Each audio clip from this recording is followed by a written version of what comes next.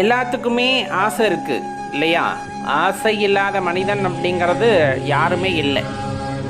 சில பேர்த்துக்கு பொருட்களின் மீது ஆசை, சில பேர்த்துக்கு பணத்தின் மீது ஆசை, சில பேர்த்துக்கு நிலத்தின் மீது ஆசை, சில பேர்த்துக்கு பொன் மீது ஆசை, பெண் மீது ஆசை, எதிர்பாலினத்தவர் மீது ஆசை, இந்த மாதிரி நிறைய ஆசைகள் இருந்து கொண்டே இருக்கின்றன. அந்த ஆசையின் காரணமாகவே இந்த பிறப்பானது மீண்டும் மீண்டும் நிகழ்ந்து கொண்டிருக்கிறது. அது அனைவரும் அறிந்த ஒன்றே.